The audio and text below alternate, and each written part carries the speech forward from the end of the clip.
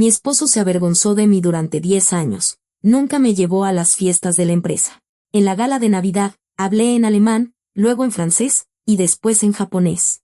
Cuando me di la vuelta, deberían haber visto su cara. El espejo ovalado con marco de roble, una herencia de los antiguos dueños de la mansión junto con un par de sillones y un pesado candelabro en el salón, reflejaba a una mujer con un vestido beige de cuello alto. Era exactamente el tipo de vestido que Arturo habría aprobado, si es que alguna vez se hubiera fijado en lo que ella se ponía. Si tan solo una vez en los últimos años la hubiera mirado como a una persona viva y no como a un objeto más de la decoración. Verónica Garza se pasó los dedos por la mejilla, estudiando su rostro como quien estudia el mapa de un territorio olvidado. Sus facciones aún eran jóvenes, 35 años no es una edad avanzada, pero en su mirada se había instalado algo parecido a las ventanas tapiadas de esas casas donde la luz se apagó hace mucho tiempo, esas que lentamente se hunden en la tierra, olvidadas por todos. Afuera, un furioso norte de diciembre azotaba con violencia, arrojando ráfagas de lluvia y aguanieve contra las ventanas del fraccionamiento de lujo en las faldas de la Sierra Madre, en San Pedro Garza García. Aquel velo gris aislaba la opulenta comunidad del resto del mundo con más eficacia que cualquier barda, cualquier guardia de seguridad o cualquier portón de hierro forjado con videoportero. Su vida, a lo largo de esos años, se había convertido en una tela costosa con la que su marido no había confeccionado vestidos, sino una funda para un mueble, cómoda, práctica e invisible en el conjunto del hogar. 3.650 días. Llevaba la cuenta con la misma precisión escalofriante con la que los prisioneros marcan rayas en las paredes de sus celdas. Y cada día vivido en silencio se acumulaba en algún lugar de su interior, convirtiéndose en un extraño capital cuyo valor ella misma aún no comprendía, pero sentía que crecía, maduraba, esperando su momento. La invitación reposaba sobre el tocador, dentro de un sobregrueso con un grabado dorado. El nombre Main Metal Industries le provocó una punzada bajo las costillas, tan aguda que tuvo que cerrar los ojos un segundo para recordar cómo respirar. El Foro Económico de Guadalajara, 8 años atrás. Otra vida, otra ella. En aquel entonces, estaba sentada en la cabina de traducción simultánea, y su voz resonaba en los audífonos de ministros e industriales, transformando el discurso en alemán a un español tan fluido que los oyentes olvidaban la existencia de la intérprete. La puerta se abrió de golpe, sin llamar. Arturo de la Vega nunca se molestaba con tales formalidades en su propia casa, a la que le gustaba llamar mi fortaleza, olvidando añadir que en toda fortaleza hay un calabozo. Aquí estás, admirándote. Recorrió su figura con la mirada, como un revendedor de autos que evalúa un vehículo en busca de defectos ocultos, de raspones, de huellas de un uso descuidado. Date la vuelta. Verónica obedeció, enderezando los hombros por costumbre mientras su marido se acercaba. Le dio un tirón al cuello del vestido para alisar un pliegue inexistente. El gesto fue brusco, más parecido a un intento de estrangularla que a un acto de cuidado, y sintió como las uñas de él le arañaban la piel. Servirá, dictaminó finalmente, retrocediendo un paso. Aunque sigues pareciendo una cajera del Soriana que se ganó la lotería y no sabe en qué gastar el dinero. El vestido lo elegiste tú, ¿y de qué sirve? En ti, hasta un Dior parecería comprado en el tianguis. Arturo sacó del bolsillo de su saco una caja de terciopelo con el logotipo de una casa de joyería y la abrió con un chasquido. Los alemanes tienen que ver que voy en serio. El collar de diamantes se posó en su cuello con una pesadez fría. 1.000.000 de pesos convertidos en una elegante gargantilla con un broche que ella no podía desabrochar por sí misma. Verónica sintió el peso de las piedras sobre sus clavículas, el metal helado contra su piel, y pensó que los esclavos en la antigüedad debían sentirse de forma similar cuando sus amos los adornaban antes de venderlos. El oro en el cuello no cambiaba su condición, solo subrayaba a quien pertenecían. No abras la boca en la gala, continuó Arturo, asegurando el broche del collar y comprobando que estuviera firme. Smith trae a toda una delegación. Son gente importante, no es asunto tuyo. Te quedas callada y sonríes, ¿entendido? No faltaba más que me avergonzaras delante de mis socios europeos con tu alemán de pueblo. Lo recuerdo, callar y sonreír. Y no extiendas la mano primero. Siempre tienes las palmas húmedas, como las de una ordeñadora después de su turno. Los alemanes no entienden eso. Son gente muy especial. Salió sin mirar atrás, y sus pasos resonaron con eco en la escalera. Pasos pesados, de dueño, los de un hombre acostumbrado a que el mundo se aparte a su paso. Verónica se quedó a solas con el espejo y los diamantes, que costaban más de lo que ella había ganado en un año en su vida anterior. Aunque no, en su vida anterior ganaba 80.000, y en los días buenos hasta 120.000 pesos por jornada. Así que el collar habría equivalido a mes y medio de buen trabajo, no más. Cuando los pasos de su marido se desvanecieron por completo, abrió el armario y, apartando una pila de suéteres de lana que él también había elegido, sacó una caja de madera con la tapa tallada, un regalo de su madre por su graduación universitaria. Dentro yacía su verdadero rostro, su auténtica biografía, escondida de su marido con tanto esmero que él ni siquiera sospechaba de su existencia. El título con mención honorífica de la Facultad de Traducción de El Colegio de México, con las más altas calificaciones en todas las materias de especialidad. Un certificado del DAAD con el encabezado en letra gótica y el escudo de la Universidad de Heidelberg. Acreditaciones como intérprete simultánea con los logotipos del Foro Económico Mundial, del Foro de Guadalajara, de Pemex y de la Secretaría de Relaciones Exteriores. Una fotografía en un marco delgado de una mujer joven con un traje sastre, de pie junto al embajador de Alemania en una recepción para inaugurar una oficina comercial. Y, por separado, en un protector de plástico, una gastada credencial con el emblema azul de las Naciones Unidas y su nombre impreso en la tipografía oficial de los documentos internacionales. 8 idiomas a nivel profesional: alemán, francés, inglés, japonés, italiano, español, chino y lengua de señas mexicana, que había aprendido como materia optativa porque su profesor decía que un verdadero traductor debe poder trabajar con cualquier público.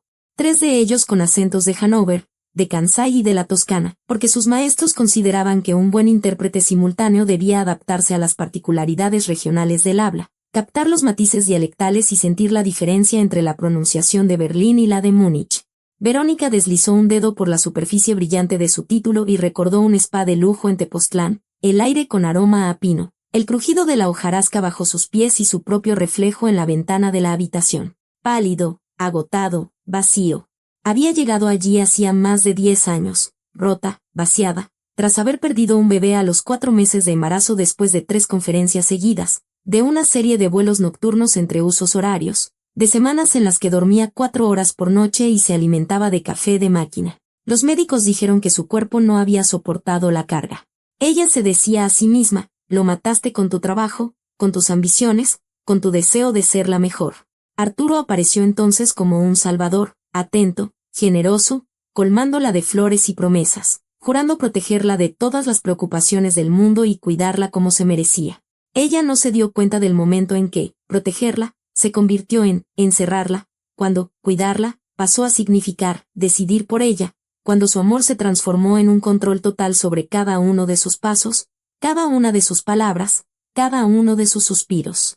La conoció ya rota, en depresión, habiendo renunciado a su carrera por su salud, y él decidió que ella siempre había sido así, callada, dócil, agradecida por cada migaja. Para él era más cómodo pensar que su esposa era una secretaria que sabía un poco de idiomas y que, por casualidad, había sacado el boleto ganador en la lotería de la vida. Nunca se interesó por lo que ella hacía antes de conocerlo, en qué trabajaba o qué había logrado. Todo eso quedó fuera de los límites de su curiosidad. Era más cómodo para él no saber, más cómodo considerarla un 0 a la izquierda. Verónica cerró la caja y la guardó de nuevo detrás de la pila de suéteres, allí donde Arturo nunca buscaría porque él mismo no guardaba cosas en ese lugar. Luego se acercó al espejo, sacó de su cosmetiquera un labial rojo oscuro, un regalo que se hizo a sí misma en su último cumpleaños, un secreto no autorizado, comprado a escondidas en un centro comercial, y se lo aplicó con cuidado en los labios, observando cómo su rostro cambiaba, cómo aparecía en él algo de la antigua Verónica. Era su pequeña rebelión, un minúsculo acto de desobediencia que Arturo probablemente ni notaría, pero que ella sentiría durante toda la noche. Se miró en el reflejo, el vestido beige, el collar de diamantes, los labios rojo oscuro.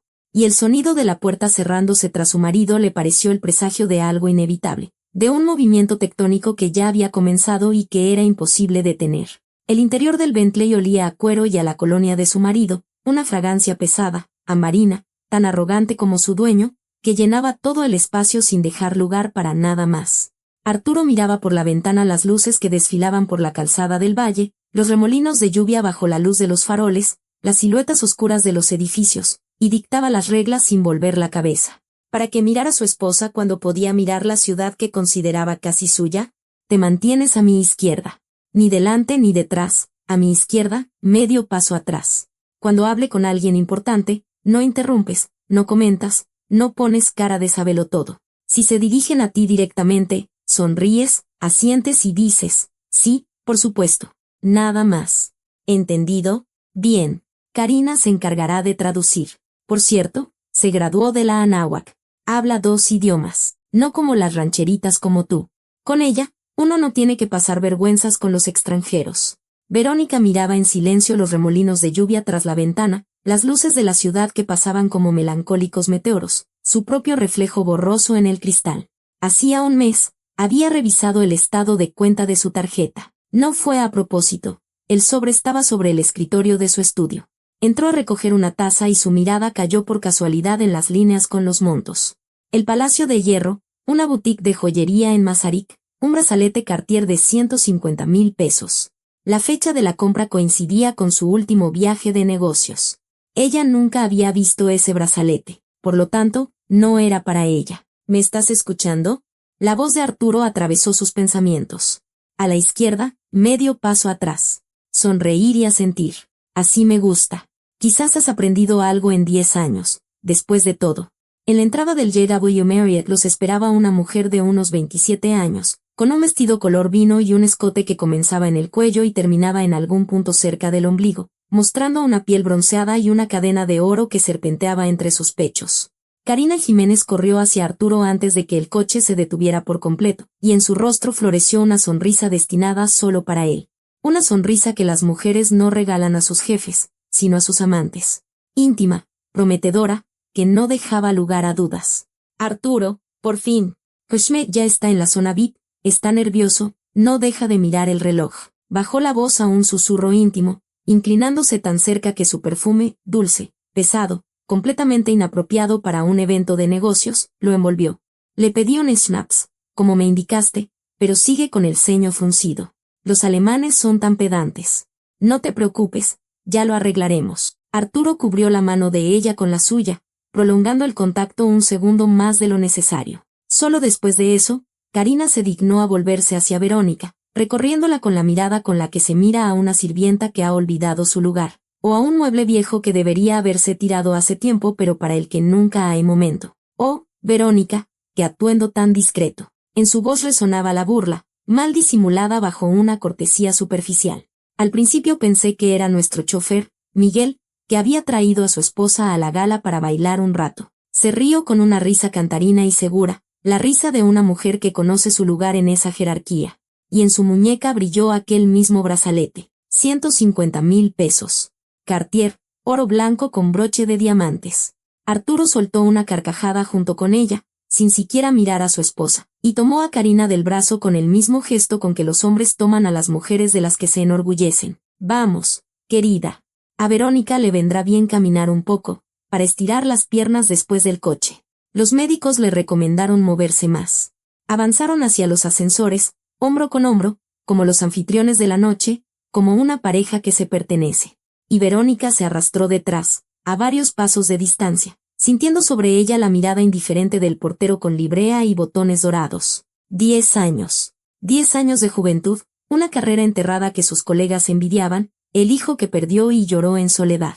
Y este era el resultado. Caminar detrás de la amante de su marido, como una arrimada, como una pariente pobre de provincia invitada por lástima. Pero algo dentro de ella no se rompió en ese momento. Al contrario, encajó en su lugar, como una vértebra que había estado desplazada durante años y de repente, con un clic, volvía a su posición correcta. Aquella Verónica que discutía con los profesores del Colegio de México y ganaba los debates, que obtenía becas en Heidelberg superando a 100 aspirantes, que traducía los discursos de ministros y no temía corregir a un diplomático si citaba incorrectamente a Octavio Paz.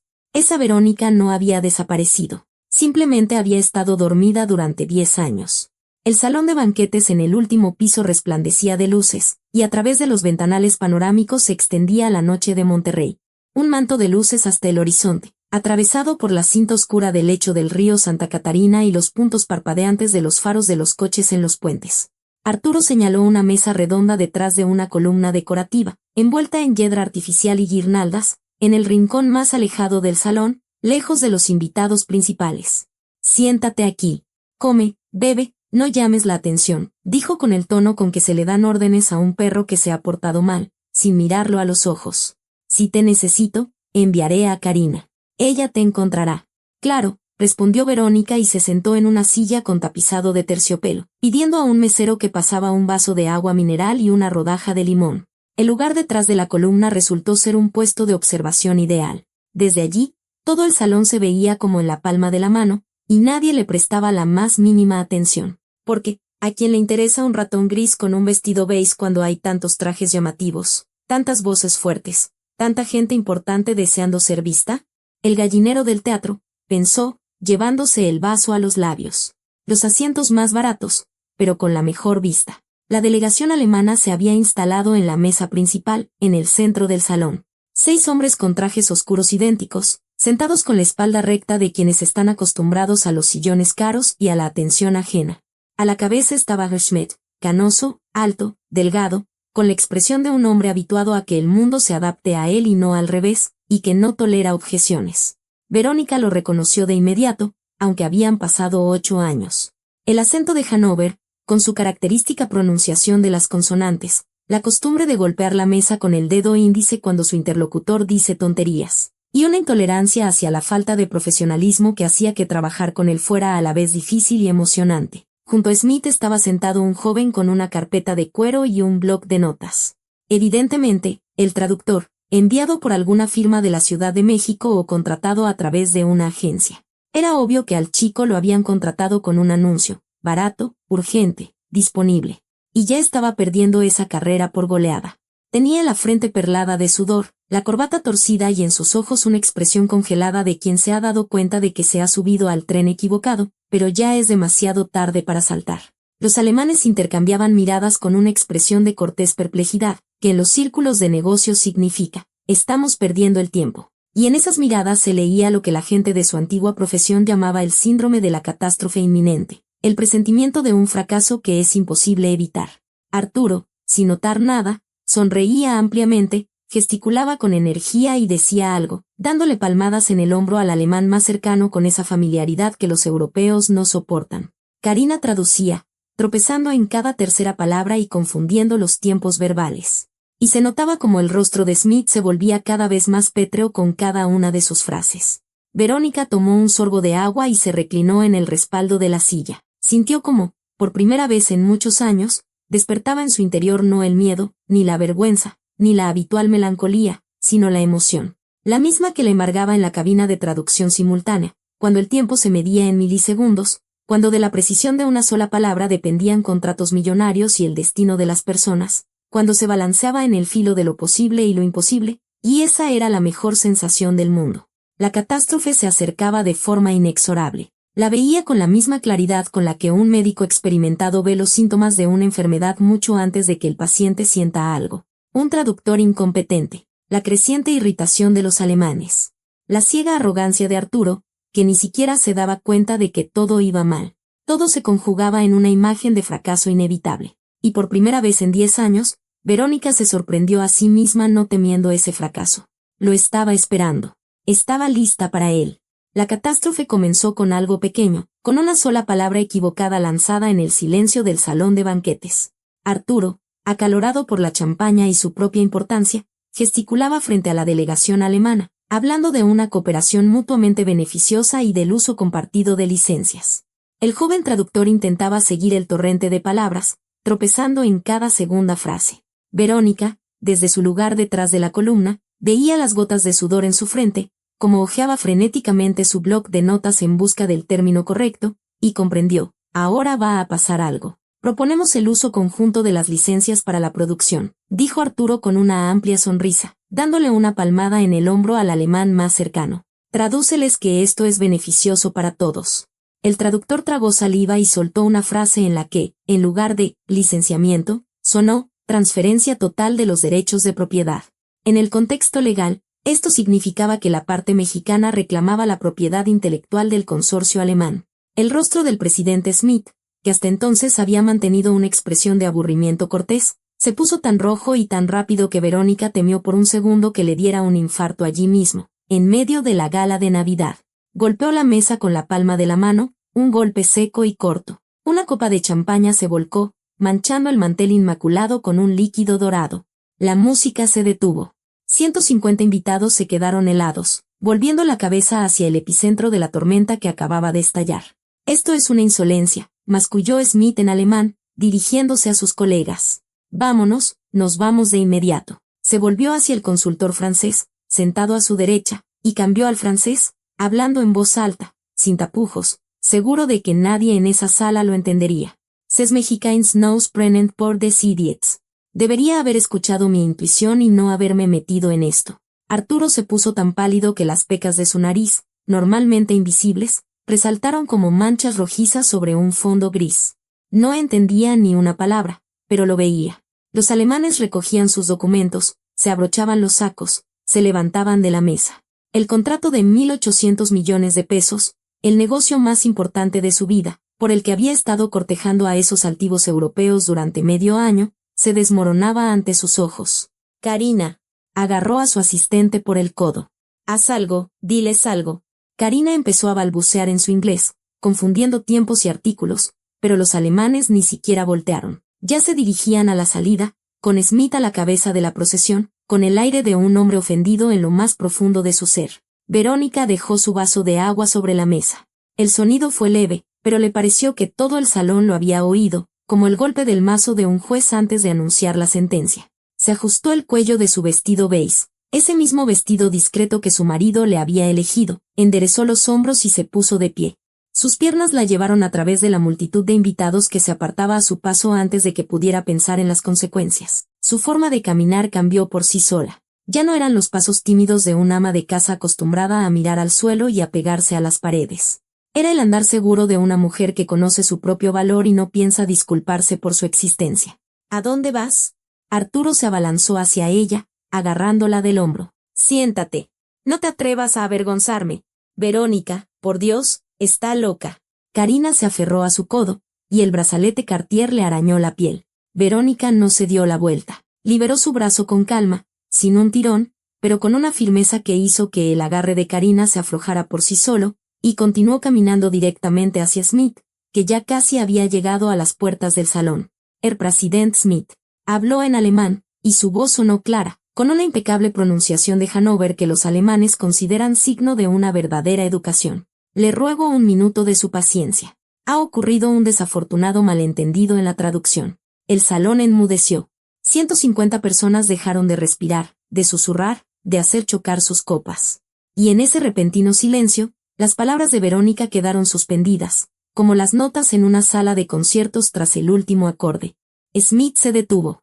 Sus cejas se arquearon y se giró lentamente, observando a la mujer que tenía delante como se observa un hallazgo inesperado en una tienda de antigüedades, con una sorpresa que se transforma en interés profesional. ¿Y usted quién es? Preguntó finalmente, en alemán. Verónica Garza, respondió ella en el mismo idioma, haciendo una ligera inclinación de cabeza. No la reverencia servil de una suplicante, sino el saludo cortés de un igual. Soy la esposa del señor de la Vega, pero hoy estoy aquí como alguien que comprende el verdadero valor de este contrato. Su traductor cometió un error garrafal. Licenciamiento y transferencia de derechos de propiedad son conceptos completamente diferentes en el derecho de patentes alemán. Usted es abogado, comprende la diferencia. Smith guardó silencio durante unos segundos, estudiando su rostro, y Verónica sostuvo su mirada con calma, sin desviar los ojos, como había sostenido en otro tiempo las miradas de ministros y embajadores en las salas de negociación de México y Berlín. Habla usted un alemán excelente, dijo por fin, y en su voz se traslució la sorpresa. Acento de Hannover, si no me equivoco. Universidad de Heidelberg. Beca del DAAD, respondió ella, y la comisura de sus labios se curvó en una sonrisa apenas perceptible. Hace muchos años, pero un idioma no se olvida. Smith hizo un gesto a su delegación, y los alemanes, tras intercambiar una mirada, regresaron a la mesa. Él le indicó a Verónica una silla a su lado, la misma que un minuto antes ocupaba el desastroso traductor. El consultor francés, Monsieur Tallin, un hombre alto y enjuto con los labios finos de un escéptico, se reclinó en su silla y habló en francés, claramente con la intención de poner en su sitio a la advenediza. Admettons, madame, que vous parlez allemand. Mais comment comptez-vous librer le équipement dans les conditions actuelles? Les routes traditionnelles sont fermées. Verónica se volvió hacia él y respondió en francés, en ese impecable francés de París que le había enseñado la profesora Dupont en la universidad, obligándola a repetir cada frase. hasta que tu acento sea indistinguible del de un parisino nativo. Monsieur Tallinn, nous proposons un itinéraire idea alternative par le Kazajstán et la Chine. El corredor verde de la Unión Económica Euroasiática permite pasar la aduana en 72 horas. Si lo desea, tengo las cifras y los cálculos exactos.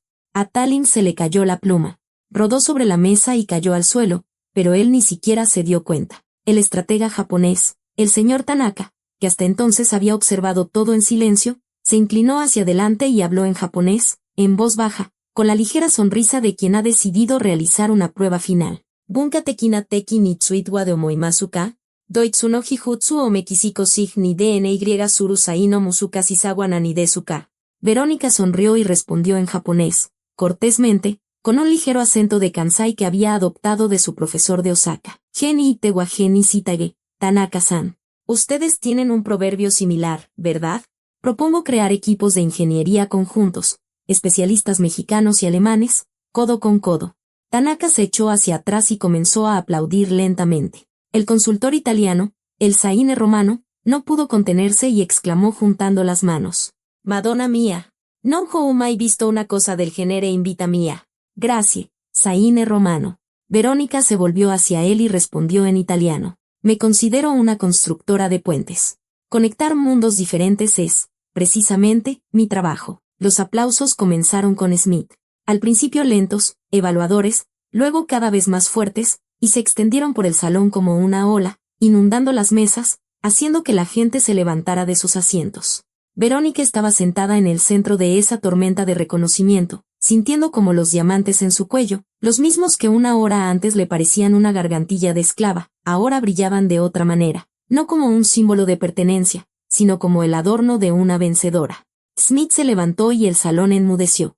Quiero que todos lo sepan, dijo en un español con fuerte acento, pronunciando cada palabra con esmero. Hoy iba a cancelar el trato. El nivel de preparación de su parte era inaceptable. Miró a Arturo con una mirada larga y pesada. Pero gracias a la señora Garza, he cambiado de opinión. Este contrato es mérito suyo, total y absolutamente. Firmó los documentos, le pasó la pluma a Arturo para la firma protocolaria, y éste firmó mecánicamente. Su mano se movía por sí sola, mientras su rostro adquiría la expresión de alguien que llega a su propia fiesta y descubre que el pastel ya se lo han comido sin él. Entonces Schmidt sacó de su bolsillo interior una tarjeta de visita con un borde dorado y se la entregó a Verónica. Señora Garza, el consorcio Bain Metal Industries está buscando un asesor estratégico para México y América Latina. No puedo imaginar una mejor candidata. Hizo una pausa, y en sus ojos brilló algo parecido al respeto. Un sueldo anual que su marido no ganará ni en 5 años. Los periodistas de los medios locales, los mismos que Arturo había invitado para cubrir su triunfo, empezaron a disparar sus cámaras, fotografiando no a él, sino a Verónica, estrechando la mano del multimillonario alemán. En las fotos de mañana, él solo sería una silueta borrosa en el fondo de su propia celebración. Karina estaba de pie junto a una pared, mordiéndose los labios con tanta fuerza que el labial se le corrió por los dientes. Sus 2 idiomas y su título de la Anáhuac, de los que tanto se enorgullecía, de repente parecían patéticos, como los garabatos de un niño junto a la obra de un maestro. Después de la ceremonia, cuando los invitados se dispersaron por el salón con copas de champaña y conversaciones animadas, Arturo agarró a Verónica por la muñeca y la arrastró a un pasillo de servicio vacío, donde nadie pudiera ver ni oír. La empujó contra la pared, y ella sintió el yeso frío clavándose en sus omóplatos a través del fino cachemir del vestido. ¿Qué demonios fue eso? Su rostro estaba desfigurado. La furia y el miedo luchaban por el dominio, y no estaba claro cuál de los dos era mayor. Me humillaste a propósito. ¿De dónde sabes alemán? ¿Y francés? ¿Japonés? Levantó la mano para darle una bofetada. La mano voló hacia arriba, y Verónica vio sus ojos muy de cerca, inyectados en sangre, furiosos. No se apartó, no levantó las manos para protegerse, no se encogió como lo había hecho durante 10 años cuando él gritaba, cuando lanzaba platos, cuando la llamaba gallina descerebrada y rancherita. Simplemente lo miró a los ojos, directamente, sin parpadear. Por primera vez en una década, su mirada no se desvió. Si me golpeas, lo perderás todo. Su voz sonaba tranquila, sin temblor, sin súplica. Smith todavía está en el edificio. Está muy interesado en mí. Imagina los titulares de mañana. Empresario de Monterrey golpea a su esposa tras firmar un contrato multimillonario. La mano se quedó suspendida en el aire. Tú, todo este tiempo, jadeaba, sin encontrar las palabras. Estabas fingiendo. Estuve en silencio durante 10 años, Arturo. Hablaba como lo había hecho una hora antes en las negociaciones, de forma mesurada, clara, sin emociones. Cada palabra, sopesada. Pero no porque no tuviera nada que decir, sino porque nunca me preguntaste. Necesitabas una muñeca, no una socia. Necesitabas una sombra que no eclipsara tu brillo. Tu amor se construyó sobre mi debilidad, y solo sobre eso. Vio cómo su rostro cambiaba de la furia a la perplejidad, y de la perplejidad a algo parecido al terror. Me elegiste rota, Arturo. Después de perder al bebé, en plena depresión, dispuesta a cualquier cosa por la ilusión de una familia. Pasaste 10 años convenciéndome de que yo no era nadie. ¿Y sabes qué? Casi te creí. La mano bajó lentamente. Arturo la miraba, a esa mujer con un vestido beige y diamantes en el cuello, a la que consideraba su propiedad, su cómodo apéndice, su sombra domesticada. Y por primera vez en todos esos años, la veía de verdad. Y eso lo asustaba más que el contrato roto, más que la humillación pública, más que cualquier amenaza que pudiera imaginar. Verónica abrió su bolso, el mismo que Arturo le había comprado hacía 3 años para algún aniversario y que ella nunca había usado porque lo consideraba demasiado caro para un ama de casa, y sacó un sobre blanco, grueso, con el logotipo de un bufete de abogados en la esquina. Esto es para ti. Le tendió el sobre a su marido, y su voz no tembló. De la esquina apareció Karina, despeinada, con el rímel corrido, obviamente habiendo escuchado toda la conversación, y corrió hacia Arturo, agarrándolo por la manga del saco. Arturo, no la escuches. Te está chantajeando. Todo es mentira, una provocación. Verónica ni siquiera volvió la cabeza hacia ella. Esta es una conversación entre marido y mujer. Las secretarias no tienen nada que hacer aquí. Karina abrió la boca, la cerró, la volvió a abrir y se quedó en silencio. Por primera vez desde que se conocían, no tenía nada que decir. Arturo abrió el sobre con dedos torpes, sacó las hojas dobladas, leyó las primeras líneas, y su rostro se volvió gris, como el yeso de las paredes de ese pasillo de servicio. Demanda de divorcio. Verónica señaló los papeles. Ya está firmada por mi parte. La noche de hoy no se trataba de salvar tu negocio, Arturo. Se trataba de recuperar lo que me pertenece, mi voz, mi vida. Nos vemos en el juzgado de lo familiar. Se dio la vuelta y caminó por el pasillo hacia los ascensores, escuchando a sus espaldas el grito de Karina y el murmullo ininteligible de su marido, pero sin mirar atrás, porque no había nada que ver allí. Allí quedaba su pasado, y ella caminaba hacia el futuro. Afuera, el norte seguía soplando, y el aire helado de Monterrey, 2 grados, no más, le quemó el rostro cuando se subió a un taxi y le pidió al conductor que abriera la ventana. El frío se colaba bajo el fino cachemir del vestido. Pero no era frío. Era libertad. A la mañana siguiente, Arturo irrumpió en la mansión cuando Verónica estaba guardando las últimas cosas en una maleta, sin saco, sin corbata, con los ojos desorbitados de un hombre que en una noche ha perdido todo en lo que creía. Verónica. Cayó de rodillas en el umbral del dormitorio, le agarró las piernas, apretó el rostro contra el bajo de su bata. Perdóname, quédate. Lo arreglaré todo, te lo juro. Ella lo miró desde arriba, a ese hombre que durante 10 años la había llamado gallina, rancherita, cajera del Soriana, y no sintió nada más que cansancio. Te nombraré vicepresidenta de la empresa. Se aferraba a sus rodillas. Despediré a Karina hoy mismo. Te compraré todo lo que quieras. Iremos a París, a Milán, a donde tú digas. Smith me ofreció un trabajo con un sueldo anual de 3 millones de pesos, dijo Verónica, liberándose con cuidado de su agarre, más bonos y un apartamento en Berlín. No necesito tus limosnas. Arturo se levantó, y su rostro cambió. La súplica dio paso a la ira, la desesperación al desprecio habitual. Bien, vete. Se enderezó, irguiendo los hombros, intentando recuperar los restos de su dignidad. Pero de esta casa no te llevarás nada. Es mi casa. Yo la construí. Verónica abrió su bolso, sacó un documento doblado en 4 con un sello oficial y lo desplegó frente al rostro de su marido. Una copia certificada del registro público de la propiedad. Propietaria, Verónica Garza. Fecha de registro, 2012. 2 años antes de nuestra boda.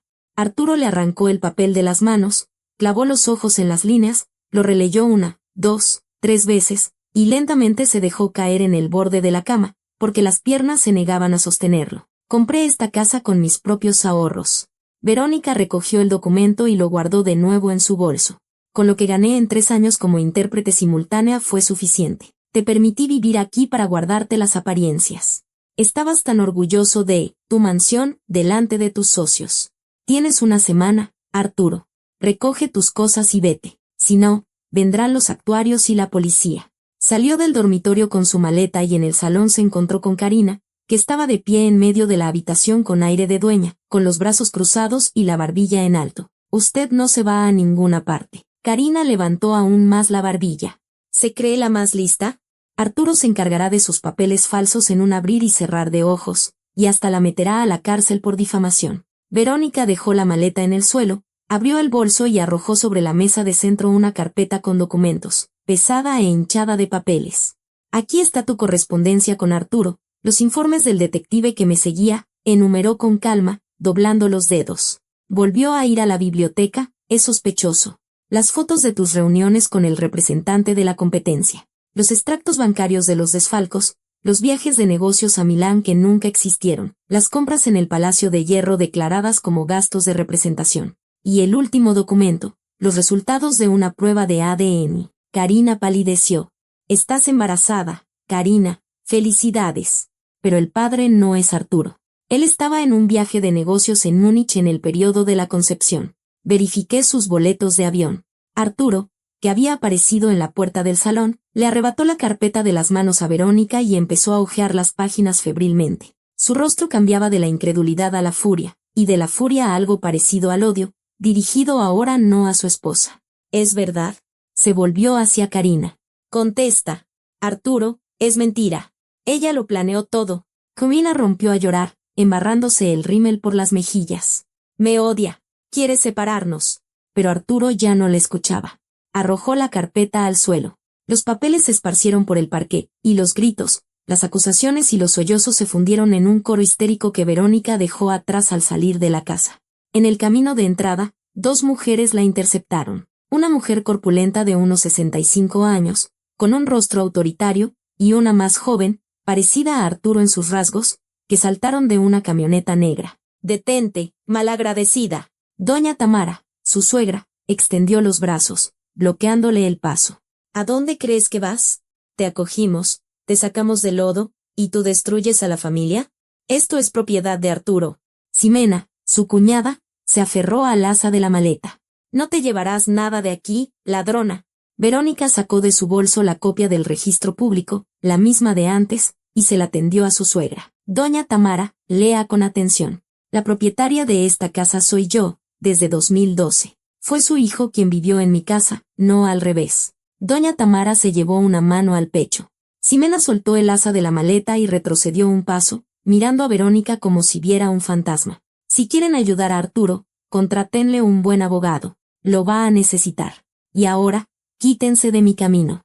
Tengo un vuelo que tomar. Se subió al taxi que le esperaba y, por el espejo retrovisor, vio como doña Tamara se desplomaba en el camino cubierto de hojas mojadas, mientras Ximena lloraba por teléfono, apretando el auricular contra su oreja con ambas manos. 2 semanas después, firmó el contrato con Venmaro. Verónica regresó a las oficinas de la empresa de Arturo en la avenida Ricardo Margain, pero ya no como la esposa del dueño, sino como la representante oficial del consorcio alemán, acompañada por 3 abogados alemanes y 2 auditores con sus portátiles. Señores, el consorcio Venmaro está preocupado por la estabilidad financiera de su socio.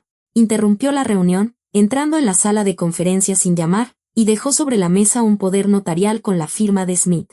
Exigimos una auditoría completa. La revisión de 3 días reveló un desfalco de 6 millones de pesos. Empresas fantasma, contratos ficticios, los gastos personales de Karina registrados como viajes de negocios. En una junta de accionistas de emergencia, el socio mayoritario, un viejo amigo de Arturo desde los años 90, exigió su renuncia y que se emprendieran acciones penales.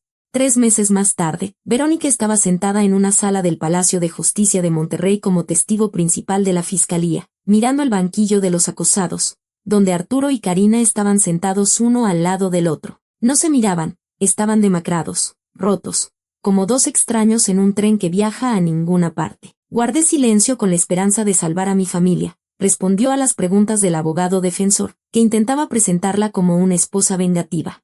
Hablé solo cuando callar se hizo imposible. El veredicto, Prisión para Arturo según el Código Penal Federal. 3 años y medio para Karina por complicidad. Afuera era primavera. Marzo, el sol brillando, los primeros brotes en los árboles. La primavera en Monterrey es tardía, pero vibrante. El acta de divorcio se le entregaron en ese mismo edificio. Una delgada hoja de papel con un sello azul, en la que 10 años de vida se resumían en unas pocas líneas burocráticas. Salió a la explanada, se quitó el anillo de bodas y se lo guardó en el bolsillo. Ya pensaría qué hacer con él. R. Smith. Marcó el número, entrecerrando los ojos por el sol brillante. Estoy lista para empezar a trabajar. Un año después, estaba de pie en el escenario de un foro empresarial europeo en Berlín, frente a 1000 personas. Llevaba un vestido elegante, segura de sí misma, radiante, y contaba su historia. Nunca permitan que otros definan su valor. Su voz resonaba bajo las altas bóvedas de la sala de conferencias. A veces, el colapso es el comienzo del renacimiento. A veces, es necesario arder para resurgir de las cenizas. Ovación. Smith subió al escenario con un ramo de rosas blancas y le susurró en alemán, Ich bin stolz auf Sie, Verónica. Después de su discurso, salió a una terraza, y allí la encontró Mark, un profesor de lingüística de la Universidad Humboldt que la había ayudado a adaptarse durante su primer año. «Estuviste», sonrió, tropezando con la palabra en español, impresionante. «Te invito a un restaurante, el mejor ruso de Berlín». Verónica se echó a reír. «Mejor no. Ya se me antojó una currywurst». Sus risas se elevaron hacia el cielo vespertino de Berlín. El sol se ponía sobre el río Spree, y la mujer que había guardado silencio durante 10 años en una mansión en la Sierra Madre, ahora desplegaba sus alas sobre Europa, libre, fuerte, siendo por fin ella misma.